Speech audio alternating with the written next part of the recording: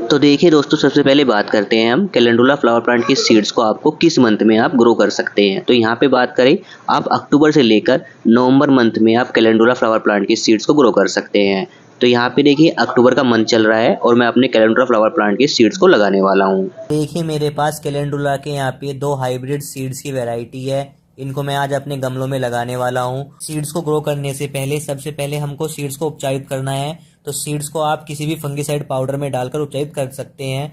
आपके पास अगर कोई फंगिसाइड पाउडर नहीं है तो आप लकड़ी की राख से भी सीड्स को उपचारित कर सकते हैं। सीड्स को उपचारित करके लगाने से फायदा ये होगा, अगर आप गमलों में ओवर वाटरिंग कर देते हैं तो ओवर वाटरिंग करने से आपके सीड्स में फंगस की प्रॉब्लम नहीं आएगी। गमलों के लिए सोइल का मिक्सचर कैसे रखना है, इसके लिए लेना है आपको गोबर की खाद अगर आपके पास है, या फिर आप ले सकते हैं वर्मी कंपोस्ट। इसका जो परसेंटेज रखना है आपको 20% रखना है।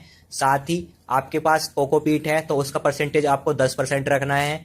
इसके बाद बात आती है सोइल की। अगर आपके पास गार्डन सोइल है तो कोई बात नहीं, अगर आपके पास बालुई दोमट मिट्टी है तो काफ़ी अच्छी बात है।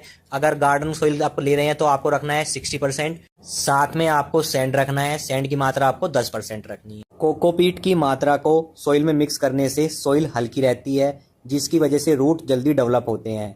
गर्मियों में कोकोपीट के मिक्सचर को ज़्यादा रखना होता है, क्योंकि गर्मी की वजह से हमारी मिट्टी के अंदर नमी नहीं रहती, जिसकी वजह से हमें कोकोपीट का ज़्यादा इस्तेमाल करना होता है। लेकिन विंटर में आप 10% तक कोकोपीट की मात्रा का यूज कर सकते हैं, क्योंकि विंटर में पहले ही मौसम में नमी होती है, तो आप 10% ही कोकोपीट का यहाँ पे यूज करें। साथ में बात आती है, अगर आप अपने प्लांट्स को गमलों में ग्रो कर रहे हैं तो सोइल मिक्सचर में आपको सैंड जरूर मिलाना चाहिए। सैंड एक्स्ट्रा वाटर को अपने अंदर एब्जॉर्ब कर लेगा, और साथ में गर्मी के मौसम में क्या होगा, सैंड मिलाने से आपका जो पोट है वो जल्दी से गर्म नहीं होगा। अगर आपकी मिट्टी के अंदर सैंड पहले से ही है, यानी आपकी जो मिट्टी है वो सैंडी सोइल है, लाइक माउंटेन सोइल या फिर डेजर्ट सोइल, तो आप ऐसी सोइल में सैंड का यूज ना करें। और इस कंडीशन में आपको क्या करना है, जो आपकी सोइल है उसका परसेंटेज आपको 70% कर देना है। 20% आपका वर्मी कंपोस्ट या गोबर की खाद रहेगी और 10% आपका कोकोपीट रहेगा। तो इन मिक्सचर को आपको लेना है और अच्छे से मिक्स कर लेना है। सोइल मिक्सचर रेडी करने के बाद अब बात आती है गमलों के चयन की। अब बात आती है कैलेंडुला प्लांट के लिए आपको गमले का साइज क्या लेना है। साइज आपका प्लांट के साइज पे डिपेंड करता है। कैलेंडुला फ्लावर प्लांट का साइज 8 इंच से लेकर 15 इंच की हाइट का हो जाता है, और ये काफ़ी वाइड मतलब चौड़ा भी फैलता है।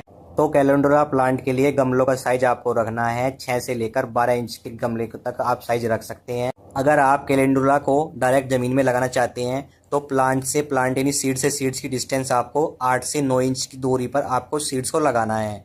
अगर आप गमलों में लगा रहे हैं तो आपको गमले में जो डिस्टेंस रखनी है वो 4 से 6 इंच आपको दूरी गमलों में ट्रांसप्लांट करना है। तो जल्दी से मैं अपनी सोइल को अच्छे से मिक्स करके अपने गमलों में फिल कर लेता हूँ, फिर आपको सीड्स लगा के दिखा देता हूँ कि मैं किस तरीके से यहाँ पे सीड्स को लगाने वाला हूँ। तो सीड्स को फंगिसाइड पाउडर में अच्छी तरह मिलाने के बाद आप देखिए, जो मेरे पास मैंने पोट के अंदर अपनी सोइल भरी थी उसमें मैं डायरेक्ट स्प्रेड करके ही अपने सीड्स को लगाने वाला हूँ। वैसे कैलेंडुला के सीड्स काफ़ी बड़े होते हैं तो आप इनको दूरी पर भी लगा सकते हैं, थोड़ी डिस्टेंस पे आराम से लगा सकते हैं, या फिर सीडलिंग पोट के अंदर, सीडलिंग ट्रे के अंदर भी लगा सकते हैं। तो यहाँ पे मैं अपने गमलों के अंदर कैलेंडुला सीड्स को डायरेक्ट ही स्प्रेड करके लगा रहा हूँ। जब ये ग्रोथ करने स्टार्ट हो जाएंगे और उसमें ट्रू लीव निकल जाएंगे तो मैं इनको ट्रांसप्लांट कर दूंगा। अब मैं जो वाटरिंग करने वाला हूँ अपने गमलों के अंदर, और मुझे जो वाटरिंग करनी है वो अच्छे से करनी है। वाटरिंग मुझे बौछार के रूप में यानी स्प्रे के रूप में करनी है। डायरेक्ट आप इसमें पानी नहीं दीजिएगा, नहीं तो आपके सीड्स अपने प्लेस से इधर उधर हिल जाएंगे या फिर एक जगह इकट्ठा हो जाएंगे जहाँ पे इनका जर्मिनेशन होगा, और फिर आपको ट्रांसप्लांट करने में आपको प्रॉब्लम होगी। तो गमलों में और सीडलिंग ट्रे पर स्प्रे कर से वाटरिंग करने के बाद अब मैं सिंपल अपने गमलों को और सीडलिंग ट्रे को ऐसे प्लेस से प्लेस करूंगा जहाँ पे डायरेक्ट सनलाइट नहीं आती होगी। छाए वाले एरिया में मैं इनको प्लेस करूंगा और फिर आपको कुछ दिनों बाद इनकी अपडेट दिखाने वाला हूँ। तो देखिए दोस्तों, आज पूरे 3 दिन हो चुके हैं सीड्स को लगे हुए, और जो मैंने सीड्स अपने गमलों के अंदर लगाए थे उनका जर्मिनेशन प्रोसेस काफ़ी अच्छा है। तीसरे दिन ही जो मेरे कुछ सीड्स जर्मिनेट करना स्टार्ट हो चुके हैं। देखिए दूसरे गमले के अंदर मैं आपको दिखा देता हूँ, यहाँ पे भी कुछ सीड्स जर्मिनेट करना स्टार्ट हो चुके हैं। चलिए अब मैं आपको कुछ दिन बाद आपको इनकी अपडेट दे देता हूँ। तो देखिए दोस्तों, आज सीड्स को लगे हुए पूरे 6 दिन हो चुके हैं, और लगभग 60% सीड्स जो मैंने गमलों के अंदर लगाए थे वो निकल चुके हैं। काफ़ी अच्छा जर्मिनेशन प्रोसेस है इनका। देखिए दोनों गमलों के अंदर सीड्स काफ़ी अच्छा जर्मिनेट कर रहे हैं।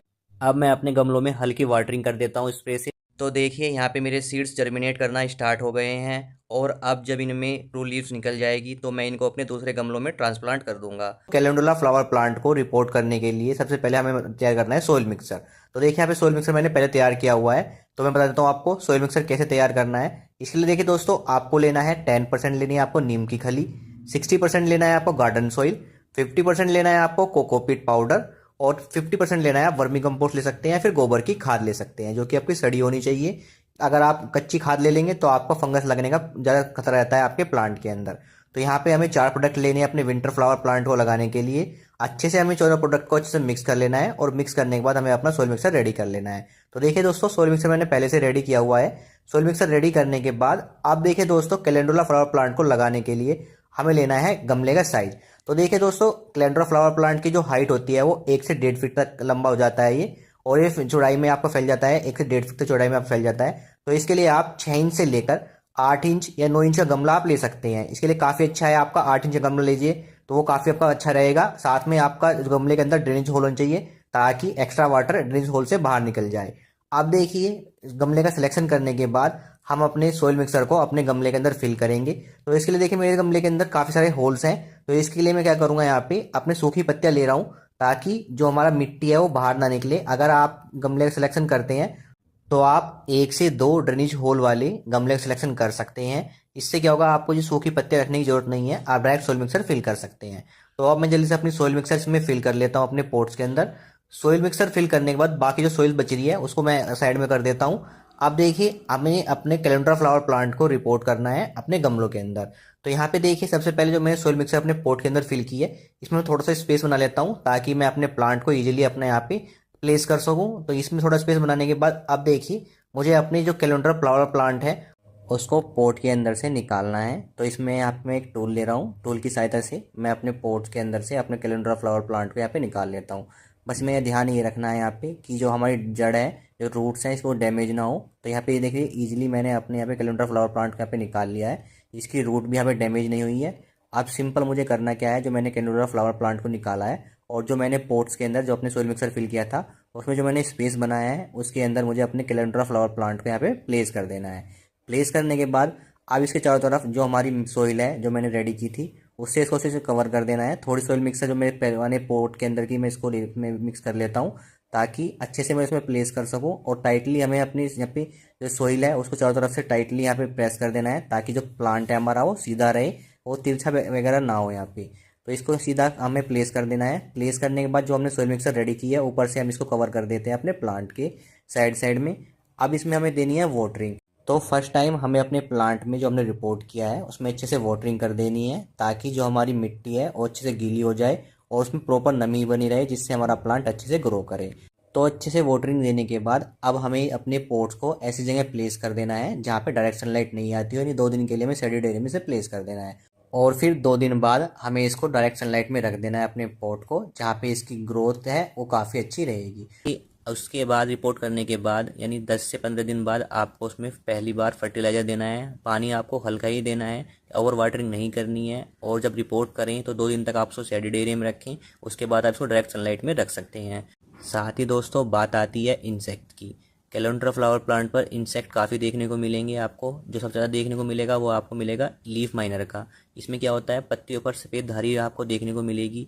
तो अगर आपको आपके कैलेंडुला फ्लावर प्लांट पर सफ़ेद धारियाँ देखने को मिले तो ये आपका लीफ माइनर रोग है। इसके कंट्रोल कैसे करेंगे, सबसे पहले आपको करना क्या है, जो अगर आप इसके शुरुआत में इसका कंट्रोल करेंगे तो इसके लिए आपको जो पत्तियों पर आपको सफ़ेद धारियाँ दिख रही हैं उस पत्तियों को आपको तोड़कर नष्ट कर देना है या दूर कहीं फेंक देना है।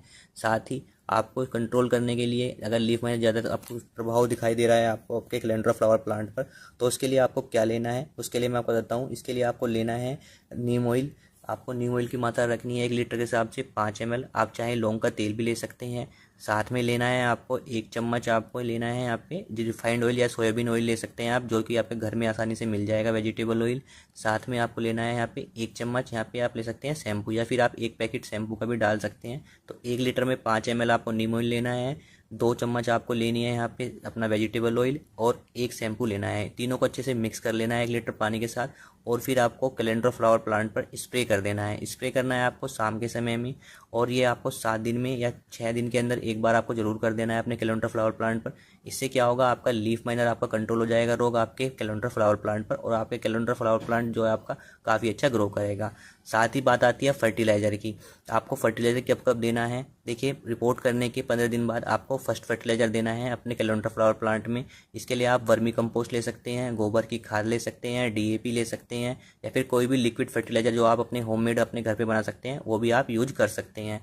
तो देखें यहाँ पे मेरे पास वर्मी कंपोस्ट अवेलेबल है, तो मैंने यहाँ पे वर्मी कंपोस्ट और सोइल को एक साथ मिक्स कर लिया है। अब मैं इसको देने से पहले क्या करना है, अपने कैलेंडर फ्लावर प्लांट जो गमले हैं उसके साइड की मिट्टी को निकाल लेना है, इसको थोड़ा अच्छा सा गुड़ाई कर लेनी है ताकि पौधे की जड़ों को हमें ऑक्सीजन मिले और उनकी ग्रोथ काफ़ी अच्छी रहे।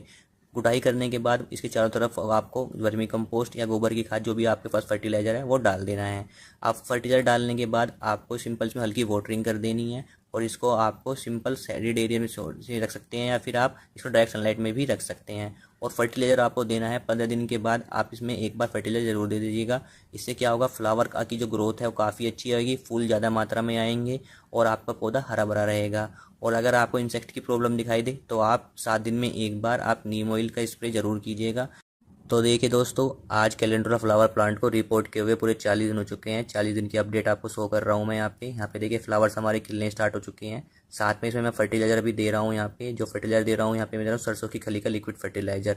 इससे आप क्या होता है, फ्लावर को जो ग्रोथ होती है काफ़ी अच्छी होती है, फ्लावर अच्छा खिलता है और हमारा प्लांट भी अच्छा स्वस्थ रहता है। कैसे आपको सरसों की खली का आपको लिक्विड फर्टिलाइज़र बनाना है उसके लिए भी अलग से वीडियो बनाई हुई है, जिसका लिंक आपको मुझे डिस्क्रिप्शन में मिल जाएगा। उसको कैसे यूज़ करना है सब कुछ जानकारी मैंने आपको उस वीडियो में दे दी है। तो यहाँ पे देखिए फ्लावर हमारे काफ़ी अच्छे ग्रो कर रहे हैं। एक फ्लावर देखिए हमारे अपने यहाँ पे खिल के सूख भी गया है, और देखिए इसमें काफ़ी ज़्यादा बर्ड्स आ रही हैं हमारे फ्लावर के अंदर।